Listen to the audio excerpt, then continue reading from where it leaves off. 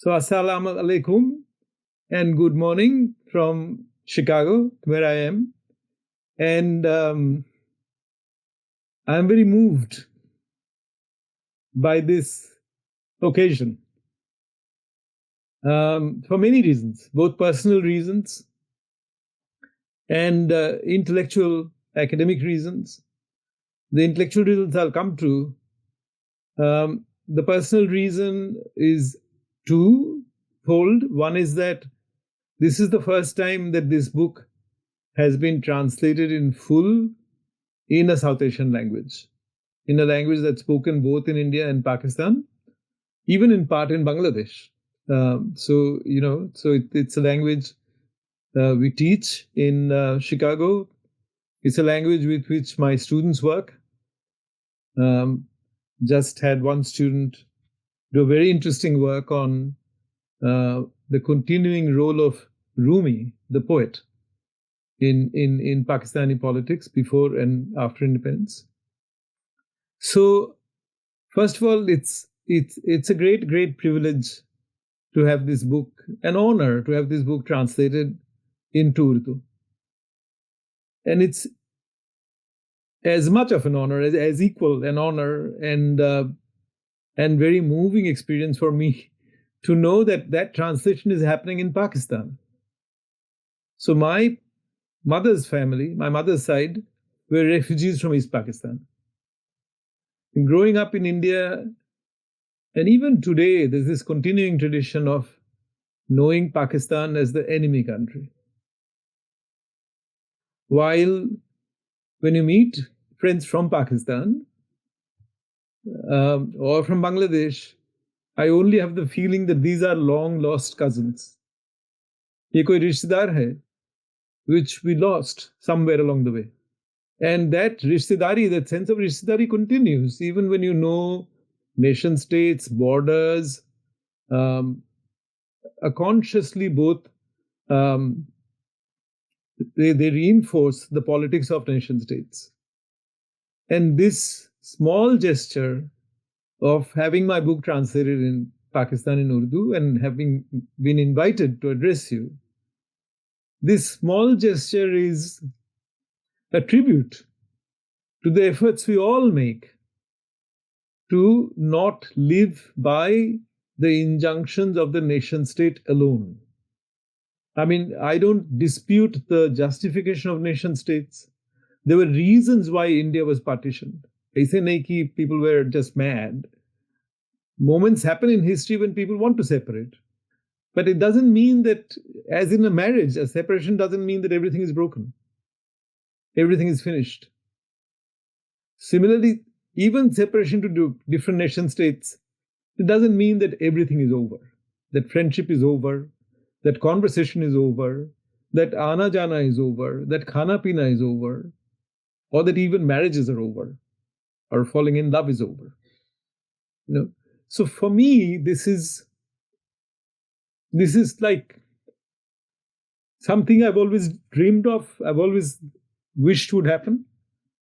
And the fact that thanks to a friend like Sadia and Yasir have just met on screen, and to Climate Action Center, that this thing is happening is a deeply moving experience for me. And I've said to people, I said, yeah, Pakistan mein chapa hua hai. This is better than getting a big prize.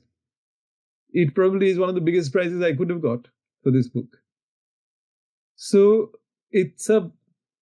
but there are also good intellectual reasons why this is very welcome. Because it is a difficult book. I never thought a civil society organization would translate this book. It's mainly been translated by academics for the use of academics. So that in itself was something not just interesting, but actually it connects back to me very deeply, both to what I argue in the book and to my experience as an academic, not just a Bangla-speaking person, but as an academic, but also as a migrant academic who has now lived outside of the place of his birth close to 50 years.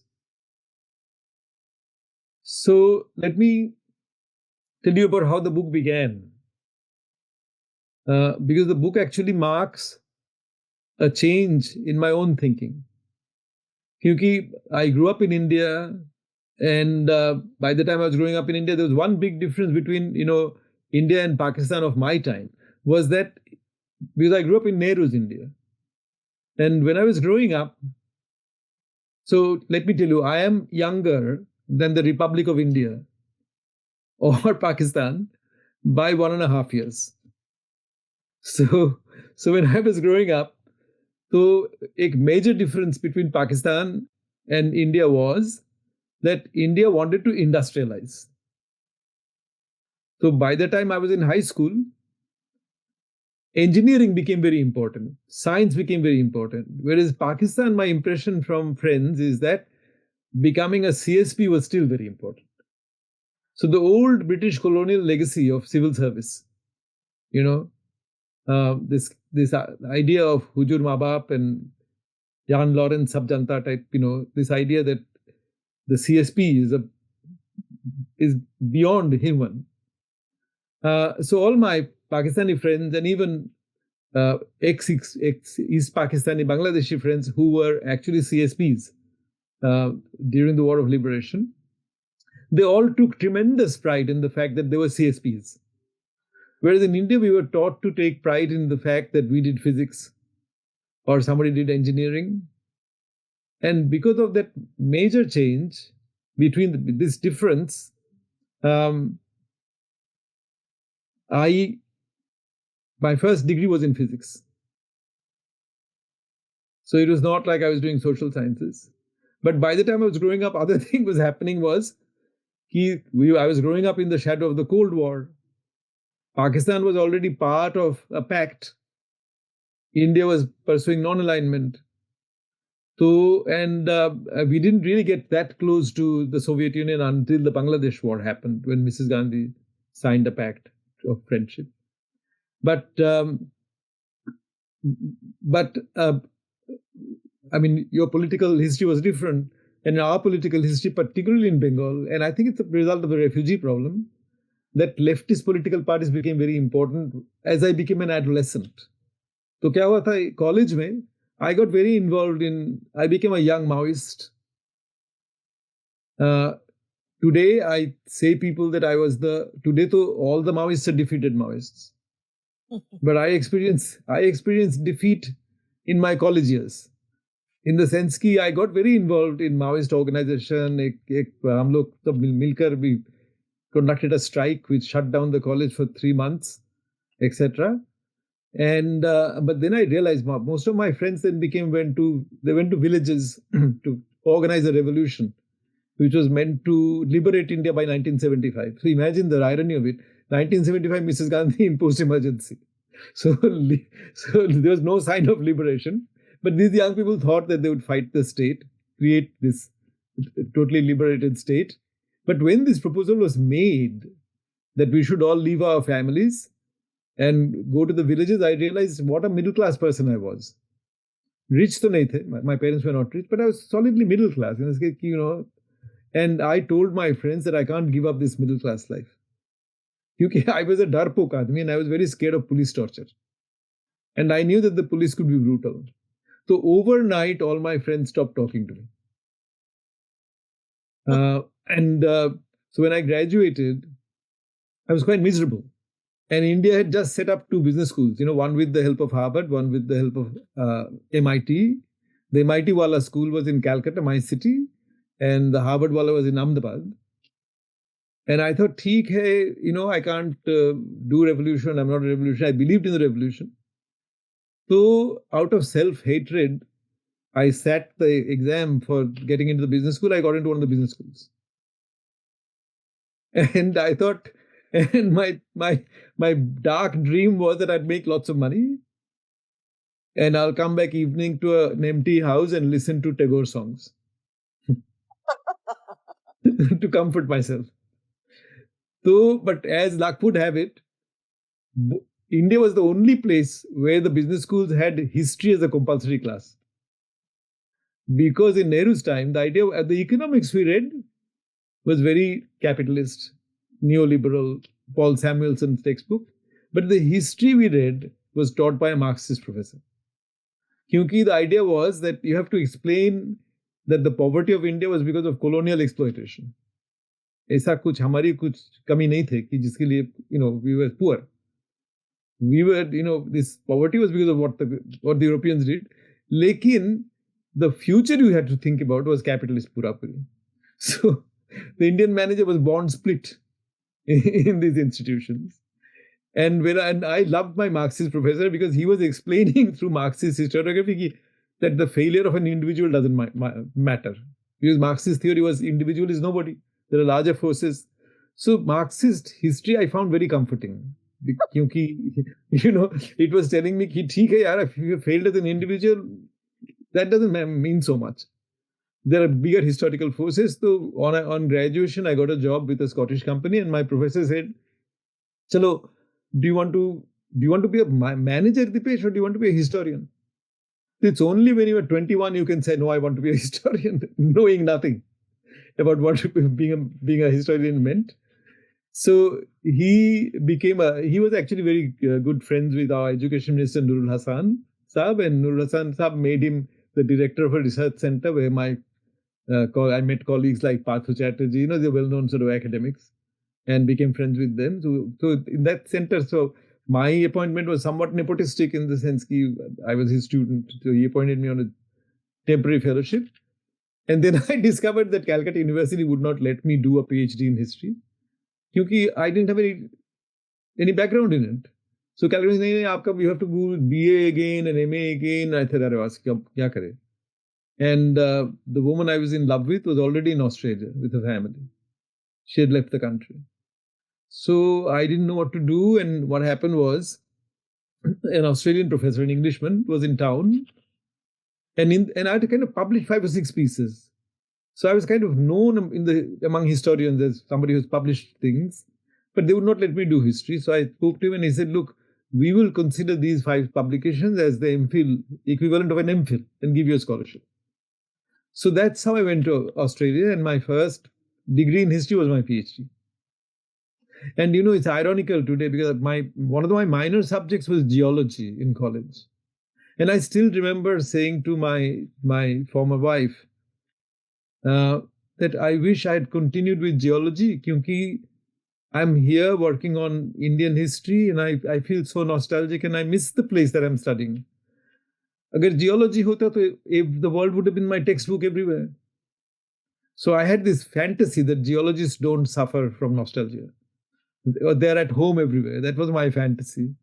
And it's funny that with this climate book, I actually had to read a lot of geology. And, and I used to like geology. So it was a kind of a return to one of my earlier loves. But, so the history I read was all about why did partition happen? Why were we poor? What was communalism? What was nationalism? Patriarchy kya tha? All these questions that we normally think about in history writing. So I was kind of growing up as an anti-colonial type historian, or post-colonial, eventually a post-colonial type historian. The climate was not in my thoughts anywhere. And I can say to you with all honesty and no immodesty that I was one of the first historians or humanists to take interest in this problem. Remember that the IPCC was set up in 1988. And a very mashhoor professor from Harvard, Charles Meyer, wrote a very important article 2000 में जिसका नाम था कि consigning the 20th century to history, and उसमें एक भी word नहीं था on climate change. So 12 years after IPCC was set up, this big professor from Harvard is writing about 20th century, और हमारे लिए this was not news, not yet. So I encountered it. I go back to Australia every year, and I was in Australia in 2003 after a big fire that had destroyed parts of Canberra, where I did my PhD, and some nature spots around it, which I used to love. And Australia was going through a drought, and I went around and asked my Australian friends, environmental historians and other friends, ki kya chal raha? Why did you have such big fires? And why was such a tragedy? People died. So I said, is it the drought? So they said, Dipesh, this is not an ordinary drought. This is climate change. So that's 2003. And I had not even heard about climate change. So I said, "Ye climate change kya hai?" So I started to read. And for me, what really struck me was that all the scientists were saying that humans, with their numbers, levels of consumption, technology, sab kuch mila ke, humans were now, their impact on the planet was like that of the asteroid that killed off the dinosaurs. So imagine, all these scientists were imagining humanity as a thing, not as a collection of individuals, not how we normally think of ourselves, not even as an animal. I mean, not even as a life form. They were thinking that collectively this is a huge bloody thing that's hitting the earth in the same way that the asteroid which killed off the dinosaurs hit the earth. And the kind of history that we used to do, there's a complete separation of natural history from human history. Because the argument which Europeans made was that natural history is obedient to natural laws. But humans are not subject to natural laws. We are subject to natural laws. We have to die, we get hunger, but we have choices, we have consciousness. So hamari jo history hai, the main theme of that history is freedom. That's how we had separated natural history. And I thought suddenly the scales dropped. I thought the whole distinction on which my subject is based has dropped, has collapsed. We are also a natural force. So, my tendency still is that when something hits me in a big way, I write in Bangla. Because I can best express my intellectual points and shock and surprise, or uske saath jo emotions jati hai. I can express all of that together in Bangla, because when I was a historian in Bangla, in Bengali, and growing up in Calcutta, the film we saw, the plays we saw, the songs we listened to, they were not separate from history. Only after coming to the West, suddenly history was there. I was a professional historian, and I could not discuss with any other historian a film or a soccer match or whatever, right? But when you're a historian in your own country, it's part of your life. Everything else informs it that you're doing. So I wrote this up. The 4 theses originally were written up in Bangla. And none of my Bengali friends wanted to read about it. He said, this is a Western problem, yaar. We talk about democracy, authoritarianism, dictatorship. This is not our problem. So it sank without a trace. And in those days, it was being said that 2020 is the limit year. So this is 2003 I'm talking about. So by 2020, things will really go bad. So I use, even the title of the essay I used, in Bangla, I said, using the cricketing term, RAC 2020, a different 2020. Because 2020 would make that sense, the moment you said 2020. And that, so it sank without a trace. I came back to America, and I was on the board of this journal where it was published, called Critical Inquiry. It's a very good journal. And the editor of the Critical Inquiry, my friend Tom Mitchell, came to me and said, "Dipesh, we're short of articles. Do you have something you can give us?" So I said, "Yeah, I've got this thing in Bangla. Let me translate and expand it." So I translated, expanded it. It became the Climate of History 4 thesis. And the moment they published it, it became one of the 2 most downloaded articles in the history of that journal. But that downloading was not happening in India. That downloading was happening outside of India. It was happening in Europe. It was happening in Latin America. Even the Chinese produced a translation of it. So one of the interesting questions was, why were not we interested? And why were these guys interested? Every popular book written to explain climate change. Something I realized, books were coming out on climate change in the 1990s at the same time when books were coming out on globalization. And I can easily name 1 or 2 Indian economists who are actually writing about globalization. Popular kitab. There's a Penguin would publish that type of kitab. But nobody was writing about climate change. Whereas in the West, whether I was Australia, Canada, US, and Europe, scientists took the initiative to explain what climate change was to the hoi polloi, to public leadership. And one of my questions was, why is that these societies can do this? that even scientists feel that it is their responsibility to explain it. And why don't our scientists feel that responsibility? So that's another reason why what you're doing is fascinating. I mean, that you've taken on this responsibility to actually discuss a book that was difficult. Let me say why the book was difficult to write. So, one reason was the moment this essay became popular and got translated. So, we have this expression in Hindi. Do you use in Urdu? Chad gaya. Koi kisi ka upar chad gaya. So I immediately have all the Marxists, as we say, chad jao on me. Because they thought that I was not blaming capitalism enough for all this problem. And I felt this is not a morality tale. It is a genuine predicament. Kyunki even the middle classes of Pakistan, the upwardly mobile classes of Pakistan or India or any other country are all involved and electing lifestyles which are actually destructive of the planet. So it's not like capitalism comes and takes me by the scruff of my neck and said, "Sale, abhi capitalism karo." I do capitalism out of my own volition.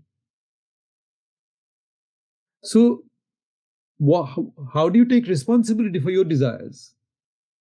Our desires are not forged in America. We also forge our own desires. So I felt this was much more of a predicament than a problem to be solved by simply turning to socialism. And if you look at the history of the world's middle classes, just simple things. Yasir was talking about humanity being 300,000 years old, 3 lakh. It took us almost 3 lakh years to get to the number 1 billion. 1900 mein, we were 1.6 billion. तो आप सोचिए कि by 2000 we are 6 billion. And now we are 8 billion. तो कैसे हुआ? Through all kinds of technology, including medical technology, like public health, the invention of antibiotics around 1929, which saved a lot of lives. Use of technology to reduce medical technology to reduce children's mortality, infant mortality, was a huge contributor to this. So human flourishing, we owe human flourishing to our capacity to both extract energy and consume it in plentiful and amounts at a cheap rate. So if you think of the history of fossil fuels were the cheapest source of energy we could use. And our flourishing has been based 80-90% on this consumption of fossil fuel. And then if you look at other things, so I'll tell you, if you have 8 billion people, now you have to feed. The world does not naturally produce as many cows or chicken or even fish that you would want to consume. So one of the things we've done is we've industrialized the lives of trees, the lives of animals. Fish used to be a wild catch for a long time. Even fish is now farmed. Most of the farmed fish in the world is supplied by Asia, bulk of it by China. And just to give you another fact, it was only in 1986 that we had 1 billion consumers in the world, people who actually bought refrigerators, bought cars. Now we have about between 3 and 4 billion consumers. Every second billion has been added faster than the previous billion. The OECD countries represented the maximum of this consumption. Now the share of OECD countries is like 35% of world consumption. It's the new middle classes of India, Pakistan, Africa is a major country coming up, Latin America. It's our consumption which is now the majority part of consumption. But this consumption has meant that we've had to industrialize all other kinds of lives, so that today the most populous bird is broiler chicken, 21-22 billion. और उसके नीचे जो naturally populous bird है, it's an American bird, I forget the name, that's naturally 1.5 billion. So सोचिए, because we want to eat this chicken, these broiler chicken don't live for more than 2 weeks or 2-3 weeks. They're almost made to be eaten. Now, when you actually extract from the earth not just minerals, not just fossil fuel, but also other kinds of life forms, these things put pressure on other processes. And so it is a predicament. And because it's a predicament, and it's very hard to make it a political thing. Trump has walked out of it. But it doesn't mean the predicament goes away. And think of it, this is something I say to, I was speaking to a bunch of Indian parliamentarians in Chicago a couple of years ago.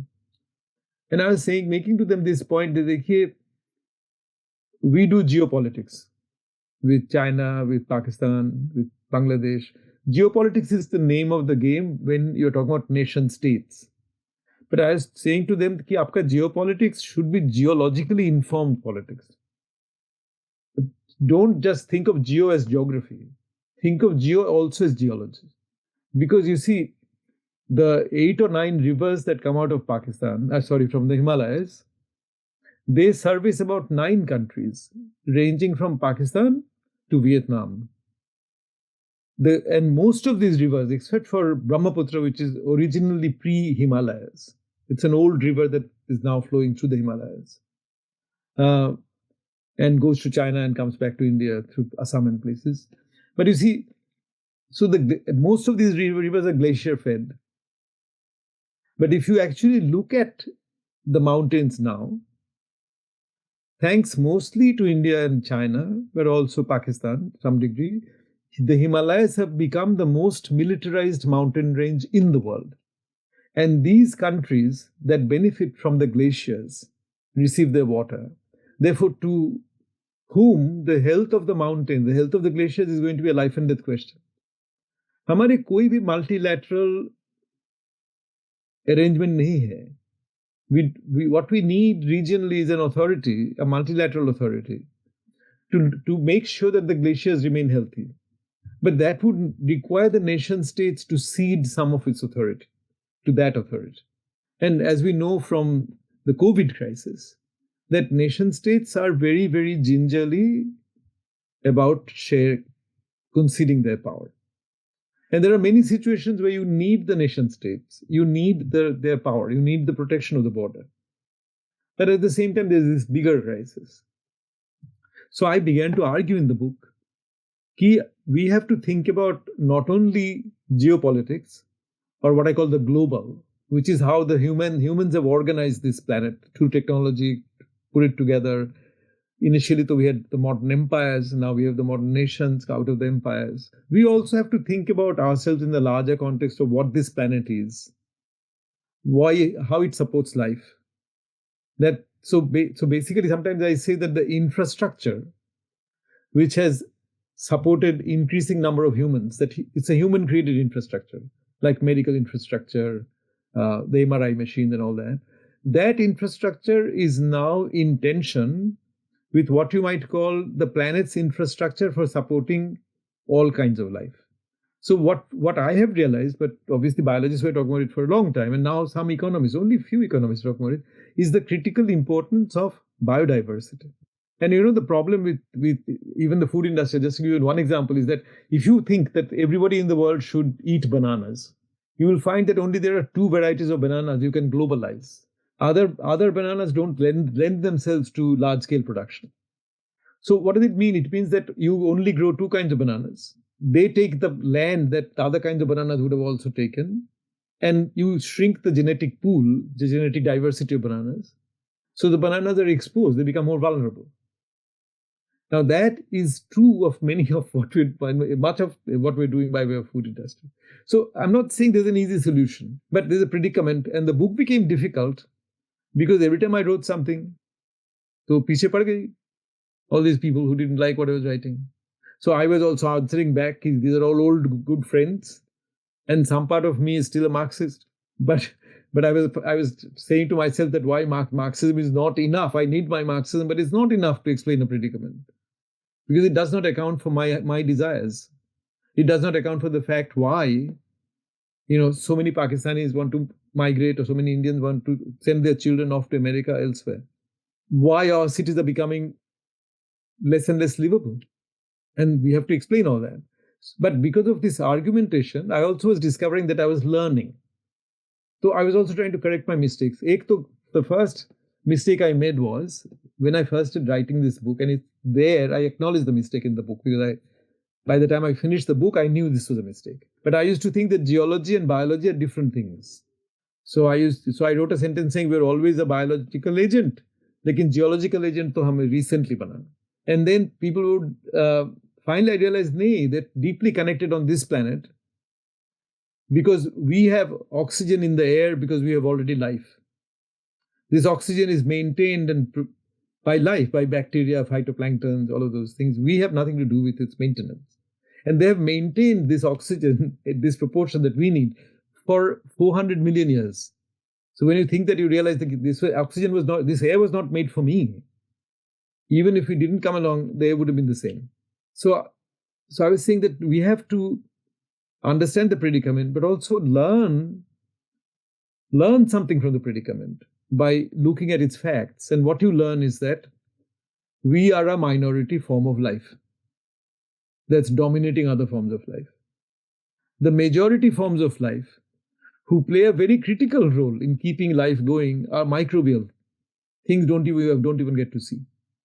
So if you think of life as a mansion, these are the khidmatgars in the foundation, in the basement. I mean, they are the furnace. They are they are doing things to keep this mansion going, and we have got the penthouse somehow, and we think because we're in the penthouse we must be the most important guys. So that way the book was difficult. By the time I was writing it, I'll tell you, I'll mention somebody very great. So I'm kind of nothing compared to the man I'm going to talk about a little bit. But the problem is, I was thinking why books can't be written more. When a book grows like through your own mistakes, and you want to get it out. So the problem I'm trying to describe is why you don't have the time to revise the book. Then I'm drawing on the life of this great man to tell you, even as a small human being, I had the same reason. So so I'm talking about Immanuel Kant, the philosopher, who just done his 300 years. So, when he finished his huge big book, Critique of Pure Reason, of the three big books he wrote, when he published it, people said it's incomprehensible. And it was incomprehensible because he was changing his terms as he wrote the book. Sometimes he would forget what he'd written before. So you have to read it alongside a Norman Kemp's commentary or something to actually make sense of it. But then in the second edition, he wrote, I know the book is not comprehensible. I know it has many difficulties. But if I had to write it more clearly, then I wouldn't have the time to write the other books I want to write. So when I read that, I thought, what a grand reason, way of defending a book that is difficult to read and acknowledging all its mistakes. But then he said, he did that. But then he said something which I also want to say, with all modesty. He said that even if I leave the book like this, my problem is not, my danger or risk is not that of being refuted. My danger is that of being misunderstood. And I really think my Marxist friends were misunderstanding me. They were not refuting what I was trying to say. Anyway, but that's my wager on the book. My wager on the book is that it will withstand this criticism, that people will come to realize that this is not a morality tale. You don't get out of this by either blaming the West, and the West has been very bad, I don't deny that, or blaming your own middle classes, or blaming capital system, because we are all implicated in this system. The history of globalization of the last few decades has been that we've become more and more implicated in the system, right? That's why we're all dependent on connectivity, not simply for academic things, but keeping up our emotional lives. I know of families, South Asian families in Chicago, where they've had a baby, and they've got some camera set up, 24 hours camera, which is directly sending the photo every day, every moment to the grandparents, Nana Nani's place somewhere in India. So we depend on this connectivity for the emotional lives that we've also grown up with. So let me then talk about my second big mistake, and conclude my part of this thing. The second big mistake was to think that when I talk about the planet is this huge big thing. The planet, the geology study, Earth system, is a huge big thing. So the glaciers of Himalaya is a huge big thing. Amazon forest, huge big thing. But the planet also shows up both personally, regionally, locally. In other words, it is also a scaled phenomenon. And the political task is to ask the question, how does the planet show up in my situation? What is planetary about my situation? So sometimes I ask my students, "Ye batao, what is planetary about you as an individual?" So I ask them they give me three answers. I guess the two questions. The first is they say that we breathe. We wouldn't have been able to breathe without the planet doing its job. Second thing they say is, of course, their weight. Your weight is your connection with the force of gravitation. That's the planet in everyday life. You want to talk about weight as though you're the sovereign person in charge. I want to lose weight. I should gain weight. But the planet has to cooperate. You couldn't do it with as much sovereignty on Mars, for instance. Right? That's why astronauts have muscle problems. They have to do much more exercise. We are earthlings of this planet. So the question is, I would say, like, that's why I give the example of Himalayas as a regional. One can, if we had the multilateral contract signed, we would actually get to be doing planetary politics on a regional scale, right? Similarly, I mean, we have had some landslides in the Indian Himalayas very recently. You guys experienced it in Pakistan. And what can I say? I mean, the waters should be shared as commons. There's no question. So in some ways, this is where I come back to what moves me about your attempt is that I hope you will ask this question, having read the book, how does the planet show up in my neighborhood? And therefore not think of and that's a mistake in my first book. I don't say that it is scalar.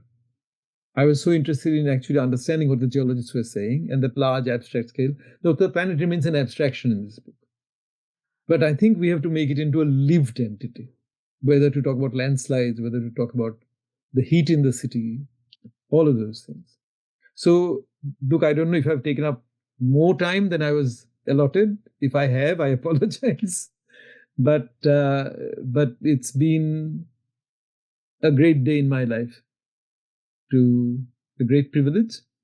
And I'm both humbled and deeply honored to have this book translated into Urdu, a beautiful language, and that too in Pakistan for the reasons I explained. That in itself has a kind of subversive side to it. That's just the fact of publishing this book in Urdu from Karachi. So thank you very much, all of you involved in this effort.